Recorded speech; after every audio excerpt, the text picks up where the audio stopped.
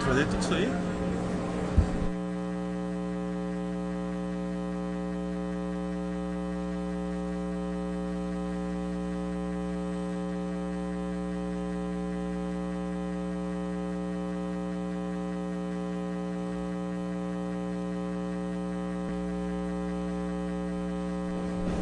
O Dalóglio, ano passado ele já esteve aqui falando para a gente sobre PHP GTK. Esse ano ele vai nos falar sobre as novidades do PHP 5. Eu não vou me estender muito na apresentação dele, porque ele tem um conteúdo bastante extenso, então eu vou passar a palavra logo para ele. Ele vai nos expor o conteúdo dele aqui. Obrigado. Bom dia, pessoal. Quase boa tarde, né? Bom, hoje no almoço, então, a gente vai ver as novidades do PHP 5. Bom, em primeiro lugar, eu gostaria de agradecer a presença de todos aí, espero estar contribuindo, superando as expectativas. A palestra ela é bastante extensa, eu procurei resumir ali, botar um pouquinho de cada coisa das novidades do PHP 5. Tem bastante coisa que a gente vai ver em relação à orientação a objetos, que foi a parte que mais mudou no PHP, da versão 4 para 5. A gente vai ver também manipulação de XML, parte de banco de dados, manipulação de erro e, no final, web services. Tá? Mas o início da palestra é bastante coisa de orientação a objetos.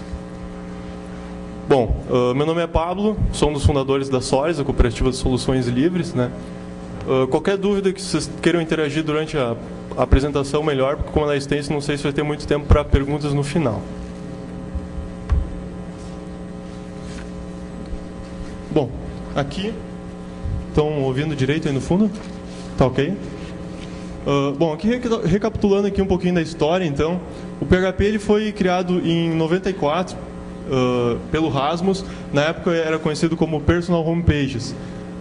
A sigla era PHP-FI, o FI de Form Interpreter. Na época o PHP era um conjunto de scripts em Perl, ou Perl, né, como alguns falam, para automatizar algumas tarefas de sites dinâmicos na web. O primeiro site que ele aplicou foi o próprio currículo dele.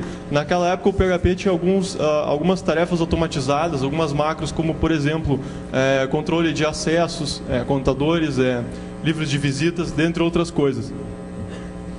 Na versão 3, o PHP deu um salto de qualidade bastante interessante, que o Ziv Zurevski e o Andy Gutmans reescreveram o PHP, o núcleo dele, em C, formando o que a gente conhece como Zend Engine, que é o core da linguagem, o núcleo dela.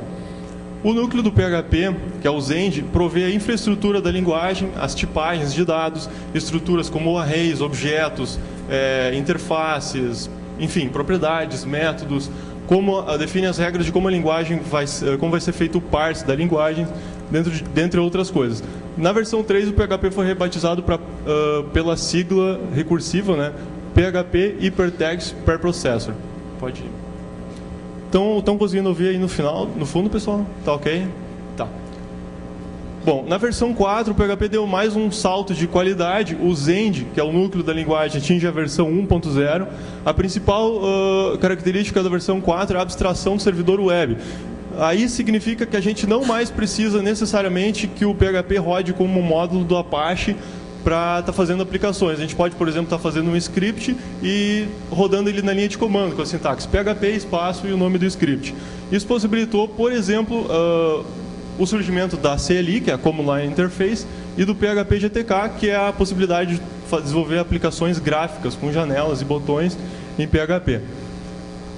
O PHP, nessa época, tem um crescimento revolucionário, embora o mecanismo da Zend, o núcleo da linguagem, ainda é limitado em relação a como ele lida com a questão de orientação a objetos.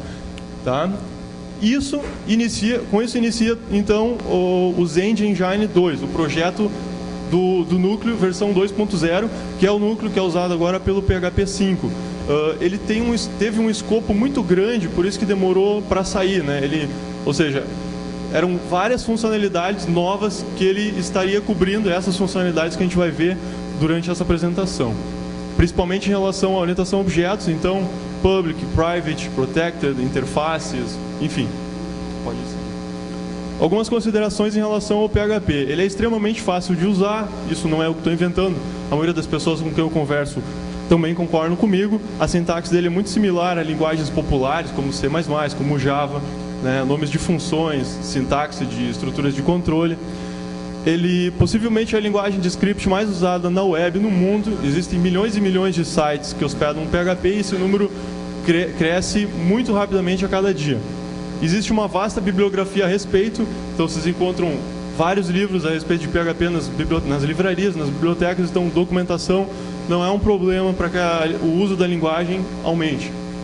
É uma linguagem muito rica em funções, a gente tem milhares, né? Tem mais de 4.000 funções na linguagem para manipulação de arquivos, manipulação de arrays, manipulação de strings, de documentos XML, para acesso a banco de dados, para FTP, LDAP, compactação de arquivos, manipulação de imagens, geração de documentos PDF, acesso a Postgres, Oracle, MySQL, SQL Server, SQLite, Firebird, Sybase, Frontbase, Informix, ODBC, DBase, SAPDB, Adabas, DB2, dentre outros bancos de dados, né? Então, não tem muito o que falar, né? É uma linguagem muito flexível, não rígida, permite uma abordagem tanto procedural como orientada a objeto, né? A gente encontra muitos códigos em PHP elegantes, né? Um código bem estruturado, orientação a objeto, assim como encontra das duas formas, né? O programador tem essa liberdade na linguagem. Bom, uma característica que mudou, começando então, a principal característica que mudou do PHP 4 para o 5 foi a forma como são tratados os objetos. Até o Engine 1, os objetos eram tratados como valores escalares, né? Como um integer, como um string. Ou seja, quando um objeto é duplicado, né? Por exemplo, eu faço isso aqui, objeto 1 recebe objeto 2, ou eu passo um objeto por uma função, o objeto era duplicado na memória, né? O que acontecia? Fazendo isso aqui, objeto 1 recebe objeto 2, eu teria duas variáveis apontando para duas regiões da memória iguais, tá? Só que esse comportamento nem sempre é o desejado. O mais frequente é eu ter duas variáveis apontando para a mesma posição da memória, ou seja, ter dois ponteiros para o mesmo objeto. Tá? Assim que trabalha linguagens como o Java, por exemplo. E essa foi uma característica que mudou do 4 para o 5. No 4, era possível fazer isso, de os dois apontar para a mesma, mas usando um e-comercial na frente do objeto, da variável. Então era uma artimanha que nem sempre o programador lembrava de usar, e daí quando ele esquecia acabava talvez gerando algum problema. Tá? Outras coisas novas no PHP 5, então, métodos destrutores, controle de duplicação de objetos, entre outras coisas que a gente vai ver daqui um pouco. Pode passar. Como é que funciona para instanciar um objeto no PHP, então? É $objeto igual a new e o nome da classe. Para invocar um método, o nome do objeto, tracinho maior que o nome do método que a gente quer invocar. Bem simples. Aqui eu tenho um exemplo, então, para caracterizar bem a diferença do PHP 4 para o 5. Pessoal, estão conseguindo enxergar o tamanho do caractere aí atrás? Então tá. Aqui eu tenho uma classe chamada carro, um método setNome e um getNome. O método setNome recebe um valor e atribui esse valor à propriedade nome, né, do objeto. E o método getNome pega e retorna a propriedade. Bem simples, né, mais simples não consegui inventar. Além dessa classe, a gente tem uma função chamada troca-nome, que recebe um objeto qualquer e que a partir disso chama o método setNome passando palio. Tá? São duas coisas diferentes, a classe ali e a função. Agora vamos ver o que acontece no próximo slide. Então aqui eu estou instanciando um carro, né, e definindo o nome dele como Go, setNome Go. E aí eu estou chamando a função troca-nome passando esse meu objeto. Essa função troca-nome deveria trocar o nome do carro para palio, né? Chama lá dentro dela o método setNome e passa palio. E no final eu mando imprimir o nome resultante disso. Esse mesmo script rodando no PHP 4 retorna Go, no PHP 5 retorna palio. Por quê? Quando eu passo o objeto para a função troca-nome, no PHP 4 o comportamento padrão é passar o objeto by value e não by reference. Tá? Ou seja, ele é passado por cópia e ele não retorna por escopo externo do programa. Para fazer com que funcionasse corretamente no PHP 4, eu passaria um e-comercial na frente do objeto, forçando a passagem por referência. Agora no PHP 5 esse já é o comportamento padrão da linguagem, então não é mais necessário. Ok? Pode passar. Outro exemplo aqui, de novo, eu crio um objeto chamado A, né? A igual a new carro. Estou criando um objeto A da classe carro. Aí defino o nome dele como mili. A nome igual a mili. Aí eu estou duplicando esse objeto. B recebe A. Então eu estou criando um objeto B igual ao objeto A. No PHP 4 seriam dois objetos distintos. Tá? Ali ocorreria uma duplicação na memória, teria dois objetos. No PHP 5, A e B são dois ponteiros para o mesmo objeto. Então ali tem uma diferença gritante entre as duas linguagens. Tanto que, observe que no A eu defini o nome como mili, no B eu estou definindo como palio, e depois eu estou imprimindo o nome dos dois. No PHP 4 acusa que os dois são diferentes, no PHP 5 acusa que os dois são iguais. Né? Mili e palio no 4, palio e palio no 5. Para funcionar no PHP 4, novamente, a gente passaria um E comercial aqui na frente do A, daí o comportamento pode...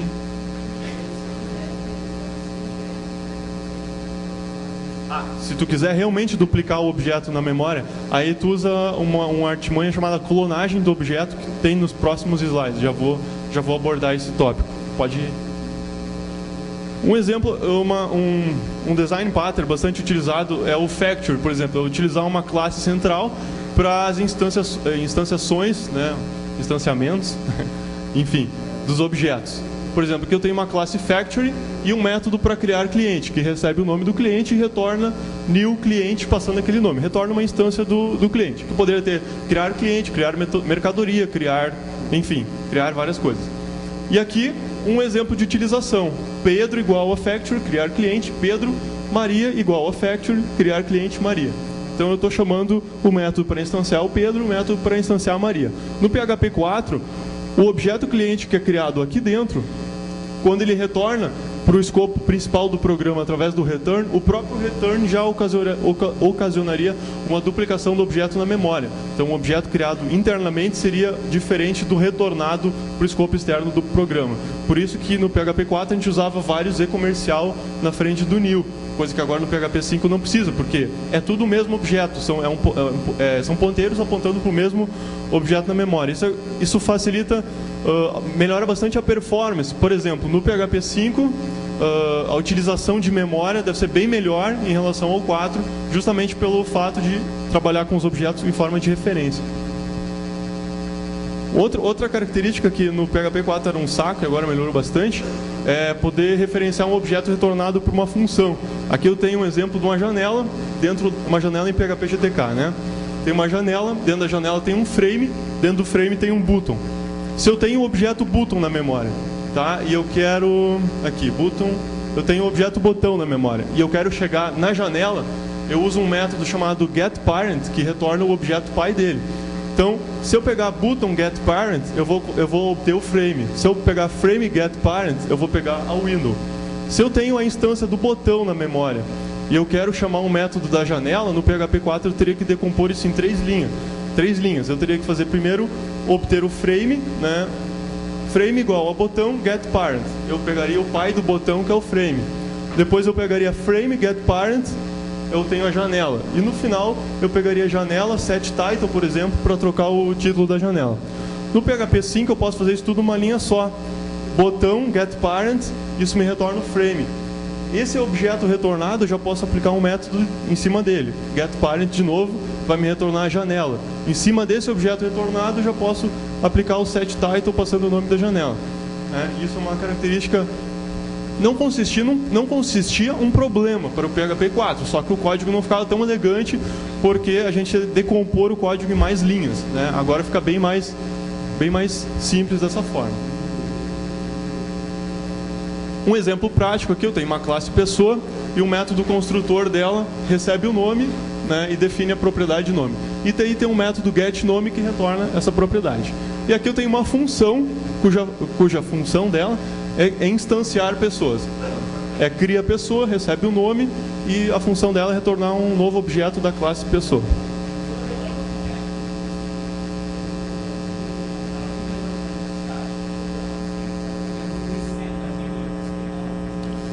fica persistente até o final do script, a não ser que tu delete o objeto da memória antes do script acabar. No PHP 4, isso era um problema sério. Não tinha como tu desalocar o objeto da memória antes que ele terminasse de executar. No PHP 5, o gerenciamento de memória, garbage collection, funciona muito bem agora. Então, tu pode dar um unset no objeto ou atribuir nulo para ele, que ele chama o método destrutor do objeto e desaloca ele da memória. Tá? Então, aqui eu tenho um método que retorna uma instância da pessoa. Pode passar para o próximo slide.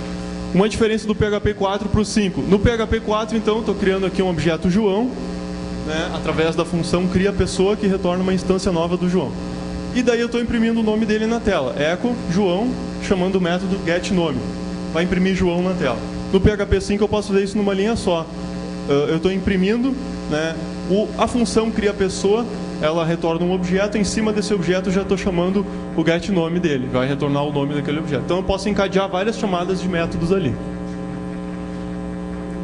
Clonagem, então, né, como é que funciona a clonagem?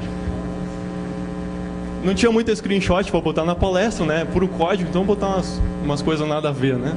Pode. Bom, como o nosso colega perguntou antes, tudo bem. No PHP 5 a gente não duplica mais os objetos. Quando eu atribuo um ao outro, eu tenho dois ponteiros apontando para a mesma região da memória. E se eu quiser duplicar o objeto, como é que eu faço? Aí eu utilizo a clonagem de objetos. Como é que funciona a clonagem? Eu faço objeto B igual a clone de objeto A. Eu vou estar duplicando o objeto A na memória e vou ter dois objetos diferentes apontando para duas regiões diferentes da memória.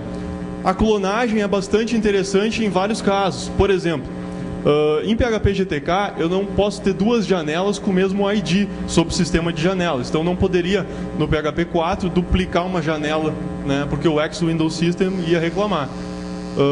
No momento que eu clono o objeto, a janela resultante tem que ter outro ID. Não pode ter o mesmo código da janela anterior. Outro caso, outro problema sério, por exemplo. Eu tenho um objeto e uma propriedade desse objeto é outro objeto. Tem uma composição, por exemplo. Vamos supor que o objeto pai é pessoa e o objeto filho é endereço. Aí eu duplico esse objeto na memória. Qual é o comportamento que a linguagem deve seguir? Tem dois comportamentos que ela poderia fazer. Fazer o objeto resultante apontar para o mesmo filho agregado, ou, além de duplicar o objeto pai, duplicar o filho também, fazer dois apontarem para objetos filhos diferentes. Como é que eu faço isso? Né? O próximo slide vai explicar. Aqui eu tenho um exemplo de uma classe pessoa, né? A pessoa tem um código. Esse programa, o que ele faz? Quando eu clono um objeto da classe pessoa, a próxima pessoa vai incrementar o código na memória. Se uma pessoa tem o código 4, eu clono essa pessoa, o objeto resultante vai ter o código 5. Claro, é um exemplo bem chulo, tá? Mas funciona. Por exemplo, aqui eu tenho uma classe pessoa e tenho uma propriedade que é o código da pessoa. Tá aqui em cima. Esse aqui é até uma propriedade estática, depois eu vou falar melhor. Eu defino na classe um método chamado sublinhado clone. Esse método é chamado sempre que o objeto for clonado. Então, sempre que eu clonar um objeto, esse método clone é executado. Então, aqui eu tenho um objeto A da classe pessoa e defini que o código dela é 4. Agora eu estou clonando esse objeto B para dentro de um objeto... Aliás, estou clonando esse objeto A para dentro de um objeto B. O que o PHP vai fazer? No momento que eu chamar o clone, ele vai disparar o método clone da classe pessoa. Ele está vendo aqui, ó, código igual a código mais 1. Tá? Isso vai fazer com que o objeto A, o código dele é 4. Quando eu clono o objeto A para o objeto B, ó, echo A código, deu 4. Echo B código, 5. Então, o próprio método clone controla o que a linguagem deve fazer quando o programador clonar o objeto. Tá? Então, sempre que o programador disparar o comando clone, ele vai disparar o método clone da classe que for clonada. Ok? Pessoal, ok? Tem? Outra diferença do PHP 4 para o 5 são os métodos construtores. No PHP 4, o método construtor tem o mesmo nome da classe. Né? Por exemplo, classe pessoa, o método pessoa é o método executado quando eu dou um new. Né, quando eu instancio um objeto daquela classe. No PHP 5, o método construtor é sublinhado construct. Tá? Por exemplo, quando eu dou aqui João igual a new pessoa, quando eu faço essa instância aqui, No new pessoa, ele vai chamar o construct. Tá? No PHP 5, já vou te passar a palavra, no PHP 5 continua suportando essa forma do 4. Tá? Continua funcionando. Pode ir.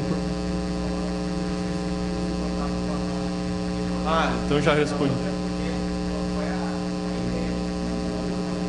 Tá, no próximo slide já tem a resposta. Pode passar. Não, no próximo, depois desse. Não, pode voltar. Eles têm que explicar isso também. O que eu queria explicar aqui? Tá, destruct. Uma coisa nova no PHP 5 também é o método destrutor, que não tinha no PHP 4. Qual é a utilidade de ter um método destrutor? Aqui eu fiz uma classe para conexão com o banco de dados. Então no método construct, ela abre uma conexão com o MySQL. O nome da classe é conexão banco de dados. E no método destrutor, ela fecha essa conexão. Para que isso é importante? Muitas vezes no programa, tu instancia uma nova conexão com o banco de dados, new conexão com o banco de dados. Você o IP, usuário e a senha, abrir uma conexão. Aí eu esqueço essa conexão. Eu atribuo o objeto a null, dou um unset nele, apago aquele objeto e a conexão ficou aberta. Por que é importante o método destruct? Porque no momento que eu fizer A igual a null, em algum momento do código, ou der um unset no A, apagar esse objeto aqui, automaticamente ele vai chamar o destruct e vai fechar a conexão do banco de dados. Então eu não preciso me preocupar em fechar a conexão. Se eu apagar aquele objeto, né, da memória, automaticamente o destruct vai ser chamado. O método destrutor é importante para isso, para limpar arquivos temporários criados durante o ciclo de vida da classe, fechar conexões de bancos de dados, né, dentre outras coisas. Ok? Aqui um exemplo de herança, né? Por exemplo, tem uma classe bem simples, uma classe chamada cesta de compras, tá? Com o método construct e um destruct. A única coisa que faz o método construtor é imprimir construindo e o destruct destruindo. Aí eu tenho uma classe chamada outra cesta de compras que estende a minha cesta de compras. É uma classe filha, então. Nessa classe filha, eu estou sobrescrevendo o método construtor. Tá? Eu estou redefinindo o método construtor aqui. Ao mesmo tempo, eu estou chamando o método construtor da classe pai, né? Parent, construct. Uma característica aqui importante, se eu não definir essa chamada aqui, o comportamento padrão não é executar o método da classe pai. Tá? O comportamento padrão é redefinir o método por completo. Então eu tenho que explicitamente indicar que eu estou querendo chamar o método construtor da classe pai também. Aqui, como eu não estou redefinindo o método destruct, fica valendo o da classe pai. O que eu estou fazendo aqui? Quando eu der new outra cesta de compras, primeiro ele vai chamar o método construtor da classe pai, vai imprimir construindo. Depois ele vai imprimir construindo outra cesta, que é o da classe filha, já especializado. E depois, no final, destruindo. Aí a tua pergunta é o seguinte, no PHP 4, a forma de chamar o método da classe pai era explicitando aqui o nome da classe pai, que eu quero executar, por exemplo, seria cesta de compras, cesta de compras. Tá? Só que muitas vezes a gente pode alterar a estrutura do programa, alterar as classes pais, daí eu tenho que ficar reescrevendo aqui, né? Assim fica mais fácil, eu defino só parents, né? Construct, eu estou chamando o método construtor da classe pai, independente de qual ela seja. Hoje ela é cesta de compras, mas amanhã ela posso trocar a classe pai, que essa forma de hierarquia fica simples. Ou se eu tenho vários níveis de classes, né? Eu ainda posso chamar como no PHP 4, botando o nome da classe aqui e o nome da função. Eu queria fazer uma pergunta.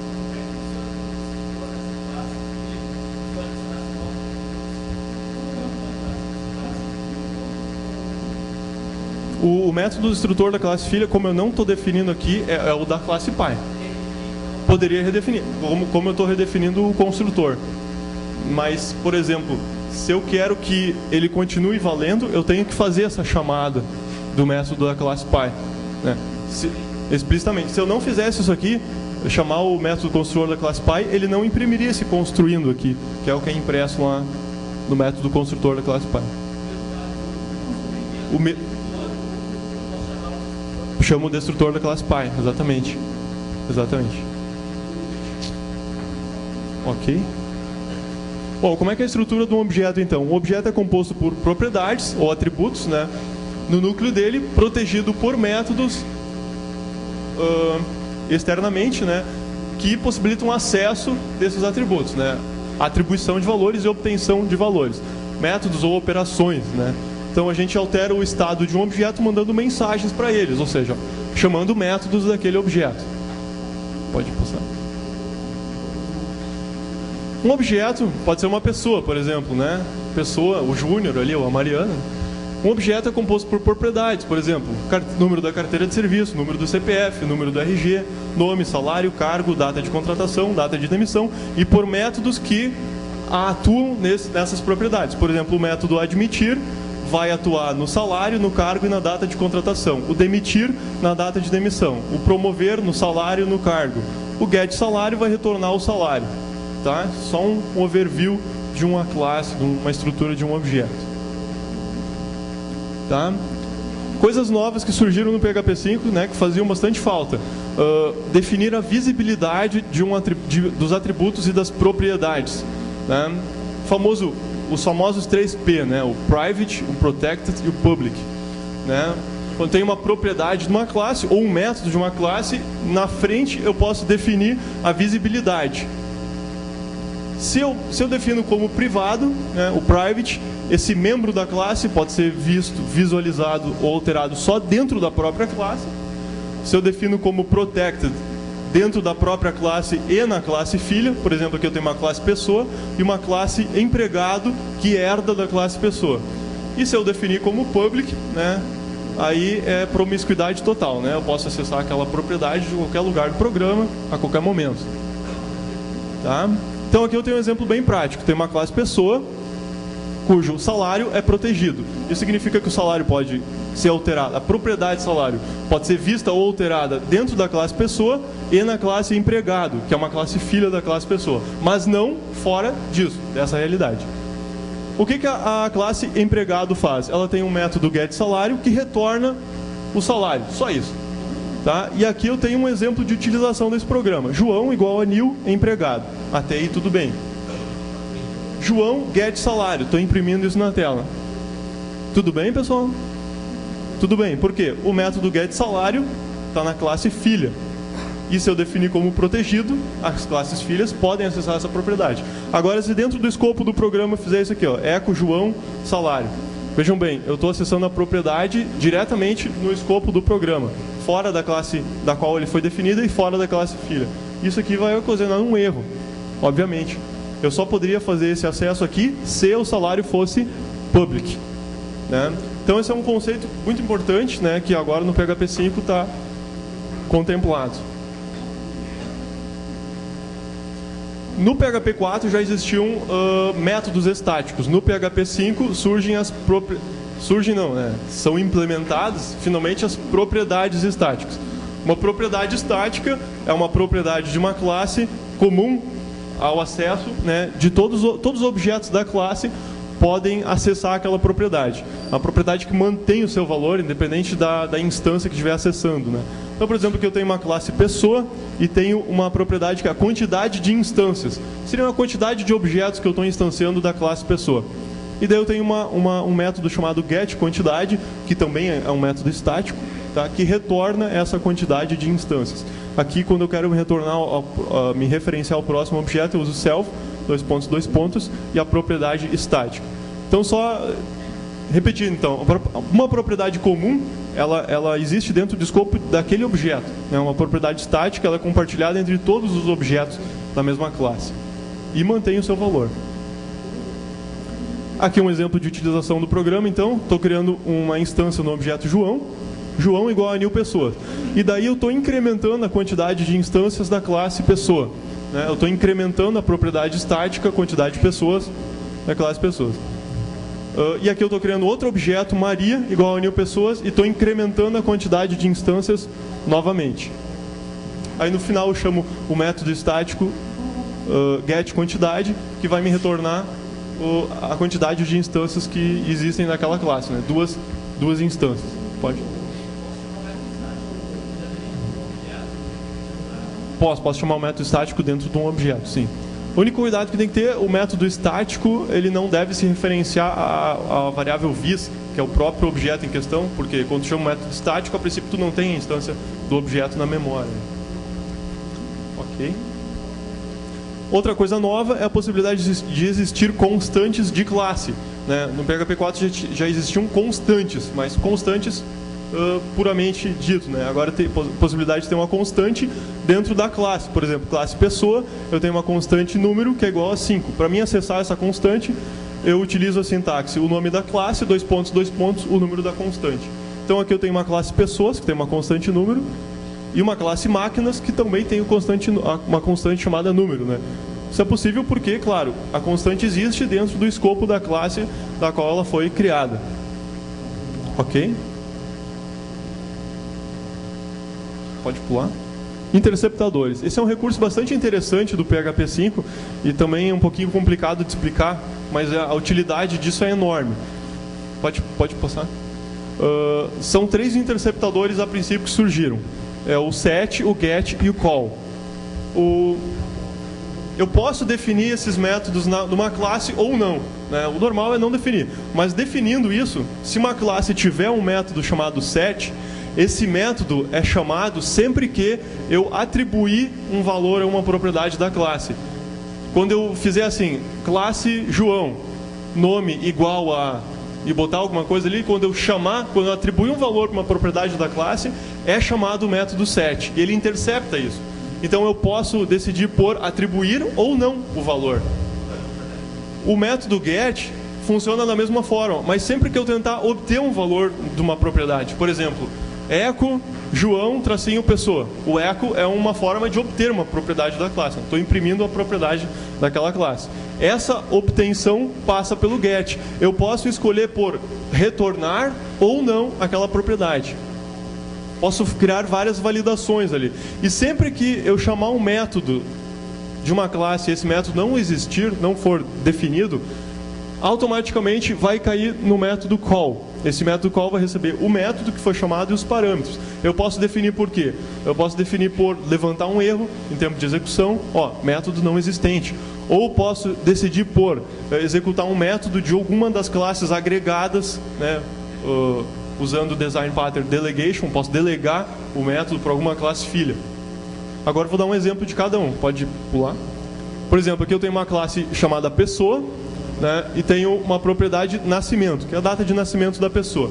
Aí eu tenho um método para retornar a data de nascimento, que é o getNascimento, tá? E aqui eu estou definindo o método interceptador de atribuições. Esse método sempre recebe a propriedade que eu estou tentando atribuir da classe e o valor que eu estou tentando atribuir naquela classe. E aqui eu estou fazendo uma simples regra de validação. Se a propriedade que eu estou tentando atribuir é o nascimento, é a propriedade nascimento, ele explode, né, dá um explode na data por barrinha e vê se a data é formada por 3 partes separadas por barrinha. Se for 3 partes separadas por barrinha, então ele atribui esse valor na propriedade nascimento. Senão ele não atribui. Isso é uma regra simples de validação.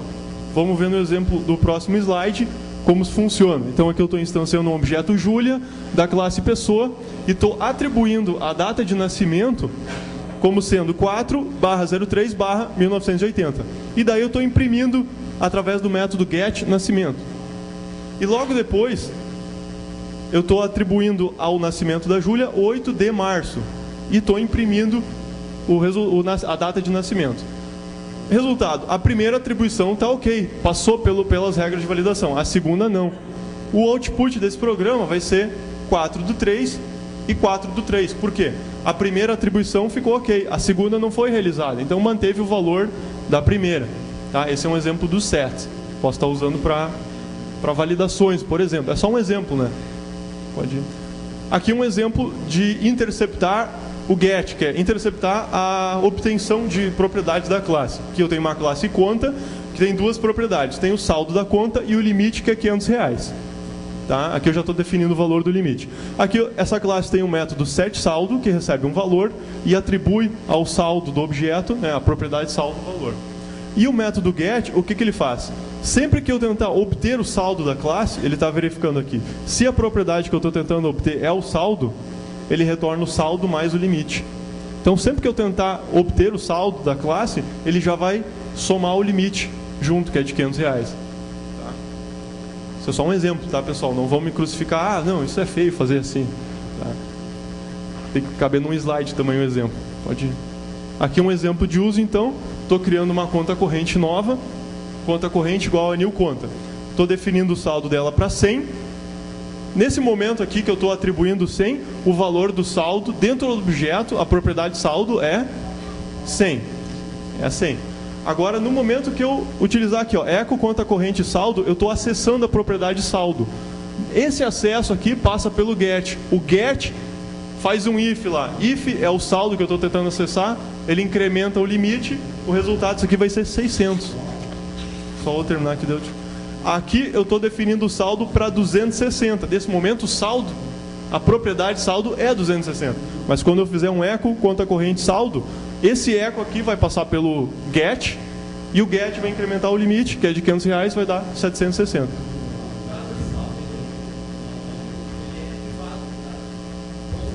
O saldo, no exemplo, não sei, volta ali o slide. O saldo ali está private. Nesses casos de usar get e set, pode passar próximo, eu posso acessar assim, porque apesar de parecer um acesso público, é um acesso via método. Via qual método? Via o get. Não considera. Por isso que ele permite acessar, porque passa por um método, que é o get. Exatamente. Pode passar. Aqui um exemplo do call. Eu tenho uma classe conta, mesma coisa. Mesmo método set saldo, só que eu tenho um método call. O método call é chamado sempre que eu chamar um método da classe e esse método não existir. Ele sempre recebe o nome do método que eu tentar chamar e os parâmetros que eu passar para aquele método. Então aqui, uma escolha que eu fiz foi dar a mensagem método não existente e imprimir o nome do método e os parâmetros, e o primeiro parâmetro que ele recebeu. Tá? Eu posso, isso aqui é uma alternativa, eu posso estar exibindo um erro na tela, ó, método não existente, posso estar escrevendo no arquivo de log, se eu tenho uma composição, eu posso delegar uma chamada para uma classe filha, enfim. Agora no próximo slide tem um exemplo disso. Eu estou instanciando um objeto conta corrente da classe conta, estou definindo o saldo dela para 100, até aqui tudo bem, o método setSaldo existe, só que aqui eu estou chamando o método setCônjuge passando Joana. Existe o método setCônjuge na classe? Não existe. Então, isso aqui vai disparar a chamada do método call. Tá? Dentro do método call, vai dar método não existente, o nome do método, setCônjuge, e o parâmetro que ele passou, que foi Joana. Tá? Então, como esse método não existe, caiu no call. O call escolhe o que vai ser feito daí. Ok? Pode passar. Outra coisa nova no PHP 5, então, o conceito de classes abstratas e métodos abstratos. Um método abstrato, o que é um método abstrato? Por exemplo, aqui eu tenho uma classe pessoa e um método getSalário. E aí eu tenho várias classes que estendem pessoa. Eu tenho funcionário, estagiário, pode ser gerente, patrão, dono, enfim, várias classes filhas de pessoa. Se eu defino o método getSalário como abstract, eu estou obrigando as classes filhas a definir um método getSalário. É a sobrecarga obrigatória. Tá ok? E se eu tenho uma classe abstract? Classe pessoa é abstrata. Isso significa que eu não posso nunca dar um new pessoa. Eu não posso ter uma instância da pessoa, porque ela é uma classe abstrata. Classes abstratas são usadas só para quê? Para ser usadas como base em heranças. Tá? Como classes de estrutura. Por exemplo, nesse caso aqui, eu poderia ter um objeto funcionário, poderia ter um estagiário, poderia ter objetos de classes filhas de pessoa, mas nunca um objeto da classe pessoa, porque eu estou marcando ela como abstract. Correto? Um exemplo, por exemplo, no PHP GTK, eu tenho janela, eu tenho frame, tenho button, todos esses eu posso instanciar. Agora eu tenho uma classe chamada container, que é uma classe básica. O container é comum a todos. Tá, eu não posso instanciar um container, mas eu posso instanciar uma janela que é filha de um container. Ok? Pode passar. Outra coisa nova é poder declarar um método ou uma classe como final. Se eu tenho um método final, significa que, por exemplo, aqui o getSalário eu estou marcando como final. É parecido com o contrário do abstract. Tá? Significa que esse método não vai poder ser sobrescrito nas classes filhas. É final de linha. Tá? Ele é declarado até essa classe. em qualquer classe que herdar de pessoa, eu não posso redeclarar o método getSalário.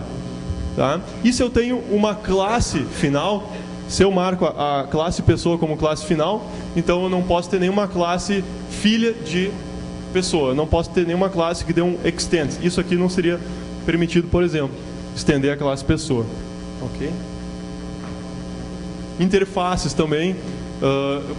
Uma interface define um conjunto de métodos que eu tenho que implementar nas classes que implementarem aquela interface. Aqui eu defini uma interface chamada automóvel com o método ligar. Tá? E daí eu defini uma classe Palio que implementa a interface automóvel e uma classe Clio que implementa a classe automóvel. Se eu estou dizendo que a classe implementa a interface, obrigatoriamente eu tenho que ter o método ligar dentro da classe. Caso contrário, vai dar um erro em tempo de execução. Tá? Isso é importante em tempo de projeto, define as interfaces e quais classes irão implementar aquelas interfaces, para que na etapa de desenvolvimento não se esqueça de implementar nenhum detalhe. Né? Uma coisa interessante também agora no PHP 5 é o Class Type Hint, ou seja, dica de classe. Na frente do parâmetro eu indico qual classe é aquele parâmetro. A é do tipo motor. Isso significa que se eu chamar o método ligar, obrigatoriamente eu tenho que passar um objeto da classe motor. Caso contrário, vai dar um erro. Tá? Isso é bastante importante, essa funcionalidade nova. Pode pular. Bom, manipulação de erros também novo. Né? Como é que funciona? Então aqui eu tenho uma... Bom, manipulação de erros no PHP 4 era bastante... Tinha 4 formas de fazer, né? Outro dava um die, matava o script, né? Outro fazia um tratamento com uma função setErrorHandler, definia uma função para tratar os erros quando os erros aconteciam. Tá? Outro retornava o erro, enfim, tem diversas formas. Mas agora no PHP 5, então, é implementada a forma mais elegante de tratar o erro, que é dentro de um bloco de try-catch e lançando exceções. Tá? Então aqui eu tenho, por exemplo, uma classe hello que recebe um nome. Se o nome é null, eu lanço uma exceção. Tá? Throw, new exception e o nome do erro que eu estou lançando. Caso contrário, ele imprime na tela hello o nome. Então sempre que eu chamar hello na tela, sempre que eu chamar a função hello, caso eu não passe o parâmetro, ele lança uma exceção. Se eu passar o parâmetro, ele dá hello e o nome mais simples que isso não tem, né? Agora vamos usar essa função dentro de um bloco de try-catch, né? Dentro do try, eu chamo hello. Essa primeira chamada aqui vai gerar o erro. Hello John, não, essa aqui não vai gerar um erro. Mas a primeira chamada cai no catch, né? O catch captura a exceção para um objeto E, né? E daí eu imprimo na tela, erro, 2 pontos, get message, a mensagem gerada pelo erro. Então, a primeira chamada de hello vai gerar na tela erro, falta parâmetro, tá? Que é o erro que eu lancei lá. A segunda vai imprimir normalmente, hello John, não vai lançar o erro. Tá? Eu posso ter subclasses, tá? De exceção, eu posso ter minha exceção, exceção de banco de dados, exceção de interface, posso ter classes filhas da classe exception, né? Para tratar de forma diferente as exceções. Posso, vários níveis de catch, posso. Ele pega por primeiro sempre da classe filha. Se lançar um exception e um myException, primeiro ele pega na ordem do myException. Isso. Tá ok? Podemos passar adiante. Bom, no PHP 4, o PHP 4 já era bastante rico em manipulação de documentos XML. A gente tinha parser sax, tinha DOM XML, que é, enfim, tratar o XML em forma hierárquica, né?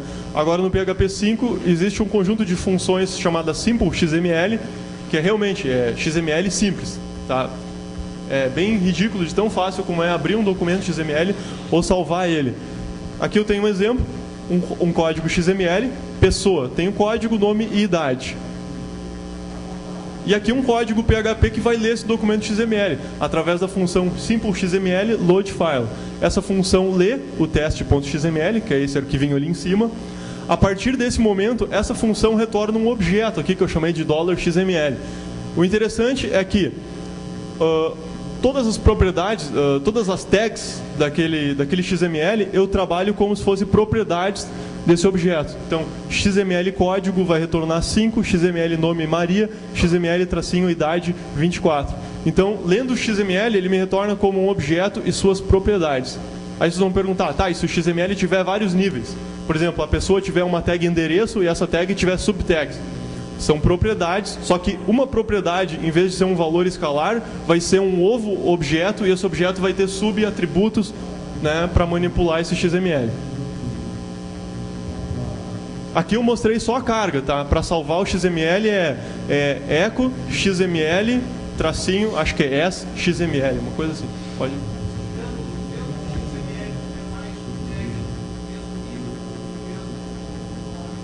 Retorna em forma de array. Eu vou ter uma propriedade que é um array, aí eu vou poder dar um for em cima dessa propriedade para retornar os vários, ou um for each para iterar em cima dessa propriedade. A propriedade vai ser um array de objetos XML. Eu posso, esse objeto XML aqui, ele vai ser recursivo, né? Eu posso caminhar dentro dele para ler os meus nodos do documento, né? Ok? Isso aqui eu gosto bastante, SQLite. Tá? SQLite é o novo banco de dados nativo do PHP. Então, se vocês instalam o PHP, ele vem com suporte nativo ao SQLite. O SQLite é um banco de dados relacional criado no ano de 2000 pelo Richard Heap. É um banco de dados composto por arquivos simples. Essa é a parte mais interessante dele. O banco de dados fica um arquivinho lá, test.db. É só um arquivinho. Pode dar CP, pode mandar por e-mail, né? Pode dar um RM, né, para pagar. Suporta subselect, triggers, transações, views. Em determinados casos chega a ser 2 a 3 vezes mais rápidos que o MySQL. Possui um limite de 2 terabytes. As views são read-only e não suporta a integridade referencial. O interessante disso aqui, pessoal, se vocês fazem uma aplicação em PHP normal, com MySQL ou Postgres, vão distribuir a aplicação, tem que instalar o MySQL ou Postgres no lado do servidor. O SQLite não, tu manda só um arquivinho .db, tá feito. Tá? Claro, para uma aplicação servidor, não é, uma aplicação web não é interessante, mas o grande pulo do gato é isso aqui em relação ao PHP GTK. Tu faz uma aplicação com janelas e tu quer fazer um ponto de vendas, por exemplo, ou um cadastrinho de clientes, tu faz um zip, no zip lá, ou no tar, tu bota os teus .php, põe o teu banco de dados junto, distribui para o cliente, ele descompacta e já sai rodando, abrindo janela e interagindo com o banco de dados. Esse é a grande vantagem do SQLite. Eu não queria dizer isso, mas ele funciona como o Access, tá? Mas o Access não é um banco de dados, né? A gente tem que levar isso em consideração. É que o SQLite não dá problema, né? Essa é a diferença. Mas é um banco de dados standalone, não precisa de um serviço rodando para acessar ele. O próprio PHP acessa nativamente com as funções. E é bem simples, vocês vão ver no próximo slide aqui como é que funciona. Pode passar? Por exemplo, através da função SQLite Open, eu abro o arquivo chamado cidades.db. Esse é o meu banco de dados, cidades.db. Tá, e se não existir esse arquivo? A própria SQLite Open cria o banco de dados. Isso é interessante. Aí eu posso estar mandando queries para esse banco de dados. Aqui eu estou mandando uma query, SQLite query, select asterisco from clients. Aqui eu poderia estar mandando create table, insert, update, delete. Eu poderia estar construindo o meu banco de dados, selecionando dados para estar fazendo o que eu quiser aqui. E aqui dentro de um laço de repetição while, eu estou percorrendo os resultados desse select com um fetch e estou imprimindo na tela. Então aqui um exemplo dos dados retornados, né, de um cadastro de clientes. E aqui eu estou dando um close no banco de dados. Tá? Com 1, 2, 3, 4, 5 linhas, fiz um programa que consulta na base de dados. Tá? Então aqui é extremamente simples, por quê? Cidades.db é um arquivo, tu compacta ele junto com o programa e distribui a aplicação. Tá? Tem bastante gente utilizando o SQLite, porque ele é extremamente rápido, pequeno, né, e simples de usar. Para finalizar, né, eu achei que não ia dar tempo, mas acabei voando, né? Assim vocês me agradecem, porque vão poder almoçar mais cedo, né? Web Services. Web Services é uma forma, não é revolucionária, tá? Mas é uma forma bastante interessante de fazer aplicações conversarem entre si. Um exemplo que eu botei aqui são computadores PHP conversando entre eles, aplicações PHP conversando entre si através da troca de documentos XML. É assim que funciona o Web Services. Só que eu poderia ter uma aplicação PHP conversando com uma aplicação Java. Poderia ter uma aplicação PHP conversando com uma aplicação em C, rodando no outro continente. Tá? Porque a invocação dos métodos funciona via protocolo TCP. Tá? Então eu posso ter, por exemplo, uma aplicação Clipper solicitando os dados. Clipper não, né? Clipper não suporta web service. Mas poderia ter uma aplicação C, mas eu gostava do Clipper.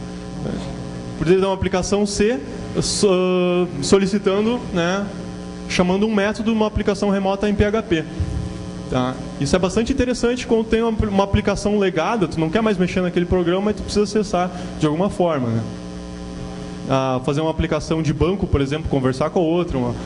Tu tem um site remoto como o Amazon que disponibiliza alguns serviços, tu manda o código do livro, ele te devolve todos os dados do livro através de um web service. Pode pular? Para fazer um web service, primeiro eu preciso do descritor do serviço, que é um arquivo .wsdl, que é o Web Service Description Language. Nesse arquivo eu defino os métodos que o web service vai me prover. Então aqui o único método do web service que eu vou demonstrar para vocês é um método chamado getNome. Eu tenho uma aplicação em PHP, imagine assim, uma aplicação em PHP aqui no Brasil e outra aplicação em PHP lá na Índia. Tá? Aqui, a lá da Índia fornece o método getNome para mim. Eu passo um código do cliente para aquela aplicação, ela faz a pesquisa e me retorna os dados do cliente. Como é que isso vai funcionar? No descritor, eu defino getNomeRequest, eu defino o parâmetro que eu vou passar para o método, que é um parâmetro código do tipo string. O request, quer dizer, é o que eu vou fazer para chamar o método. E o getNomeResponse, que é o resultado, né? Que é do tipo array de strings. Então eu defino o que eu vou passar para o método e o que eu vou obter. Tá? E aqui eu tenho uma série de definições, eu tive que cortar porque não coube no slide, como o web service vai ser transportado, vai ser via TCP, como ele vai ser codificado, se vai ter um SSL ali no meio, dentre outras coisas. Pode pular? Nesse slide eu tenho o servidor de web service. Tá? O servidor de web service, ele tem uma função chamada getNome que recebe um código. Tá? O que essa função faz? Conecta no Postgres, pgconnect, faz uma query para selecionar todos os dados do cliente quando fechou o código passado como parâmetro, dá um fetch nesses dados e retorna aqui embaixo. Caso não retornou, lança um erro, dá um throw, né? SOAP fault, lança um erro. Então ele retorna esses dados aqui. Eu defino uma função, essa é a função que vai me rodar no meu servidor da Índia. Tá? E aqui embaixo eu instancio o meu servidor, que todo o PHP, o Web Services em PHP, na maioria das linguagens, ele é implementado através de SOAP, né, que é um protocolo para transmissão, né, de invocação de métodos, também passa os dados de uma aplicação para outra. Aqui eu estou instanciando um SOAP server, passando o nome do arquivo descritor, que é esse XML do slide anterior. Aí eu estou adicionando a função getNome no meu servidor. Então eu posso adicionar várias funções no meu servidor de web service. Posso adicionar métodos de classe também. Tá? E no final, essa função handle é como se fosse um laço de repetição que fica aguardando por clientes conectarem nesse servidor. Tá? Imagine mais ou menos dessa forma. Na verdade, fica aguardando requisições HTTP para chamada quando chamar o método getNome. Tá? Pode pular. Agora, o programa aqui no Brasil que vai chamar esse web service. Tá? Bem simples. Eu instancio a classe SOAPClient passando o descritor do web service, que é aquele arquivo XML. Instanciei o meu cliente web service. Aí eu botei dentro de um bloco de try-catch, só para controlar o erro. E aqui eu estou chamando esse objeto aqui retornado, que é o meu cliente do web service, eu chamo direto nele o método getNome passando 3, que é o código do cliente.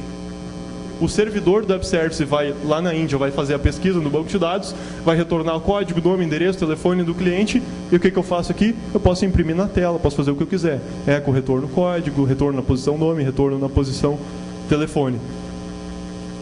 Tá? Então, aqui eu demonstrei para vocês duas aplicações PHP conversando. Mas poderia o servidor ser em Java, o cliente ser em PHP, o servidor ser em PHP, o cliente ser em Java, poderia ter C com PHP, C com Java. O Web Services é uma plataforma de interoperabilidade entre comunicações aberta porque ela trabalha com XML. Tá? É como se fosse uma evolução do antigo e quase morto Corba. Né? Pode pular. Outra novidade possibilitada pelo PHP 5 é a escrita do PHP GTK 2. O PHP GTK 1 era o PHP 4 com o GTK 1.2. O PHP GTK 2, que já está bem funcional, apesar de ter versão só em CVS, deve sair uma versão alfa dentro de 1 ou 2 meses, é o PHP 5 com o GTK 1.6. Então ali surgem novos componentes, né, para desenvolver aplicações gráficas, com janelas, com botões, enfim, aplicações gráficas completas, né, usando toda essa potencialidade que a gente viu do PHP, né, durante essa apresentação, de interfaces, abstract, né, private, protected, public. Então, não fica devendo em nada para nenhuma linguagem, né? Não tem o que não dá para fazer com PHP. Costumo dizer isso. Pode pular. Uma coisa interessante que dá para fazer, por exemplo, né, num lado eu tenho uma aplicação, um banco de dados, Postgres, Oracle, né? No outro lado eu tenho usuário. E se eu estruturar bem o meu programa, né, com camadas, model, view, controller, tudo separadinho, eu posso ter as minhas classes de negócio, mercadoria, cliente, vendas, notas fiscais, e as minhas interfaces, eu posso ter o mesmo programa com uma interface HTML rodando no browser e o mesmo programa com uma interface gráfica rodando via GTK. Tá? Isso aqui é um pulo do gato. É a mesma coisa que dá para fazer em Java, por exemplo. Tem o JSP e tem o Swing, né? O JSP no browser e o Swing para fazer a aplicação gráfica. Tá? Mesma coisa eu tenho em vários outros frameworks, em .NET também tem isso, mas não vamos falar dessas coisas aqui, né? Que é pecado. Tá? Então dá para fazer coisas realmente incríveis, né? A gente adotou essa estrutura em alguns projetos lá da Solis, por exemplo o Gnuteca, que é um projeto que eu trabalho, que é o sistema da biblioteca. Ele tem parte da interface dele é web para fazer a pesquisa do livro, parte da interface dele é GTK, que é o balcão de empréstimo da biblioteca onde tu faz os empréstimos, né, dos livros. Então, e o código é o mesmo. As classes internamente, as classes que trabalham com o livro, com o aluno, são as mesmas. Tá? Então tu escreve uma vez só a camada de negócio, tu tem duas interfaces para o mesmo programa. Pode pular. Agora, propaganda, né? Tem que pagar o leitinho das crianças lá em casa, né? Eu escrevi um livro um dia desse, né? Aí tá a figura dele, né? Se alguém quiser adquirir. Aí, inclusive, agora estou escrevendo uma edição 2, mas deve demorar um pouquinho para sair, porque escrever livro para um cara que programa não é muito fácil, né? Você deve imaginar que não é o que costuma fazer no dia a dia, né? Mas quem quiser aprender a desenvolver em PHP GTK, tem esse livro pela editora Novatec, tá? Em algumas bancas vocês encontram. Pode pular. Essa apresentação está licenciada sobre Creative Commons, deve estar disponibilizada em breve. No próximo slide tem as referências. Pode. Não, aqui é os agradecimentos. As referências. Para frente. Para frente. Para frente. Aí. Tá, aqui as referências da apresentação. Né? Meu e-mail, os sites que eu utilizei para basear a apresentação, meu site pessoal, que a apresentação já está lá. Agradeço a participação de todos, espero ter solucionado as dúvidas. Caso contrário, estou aqui à disposição. Estou no site da Solis também hoje e amanhã. Acho que deve ter um tempinho para perguntas ainda, caso alguém queira fazer, né? Pode. Obrigado, pessoal.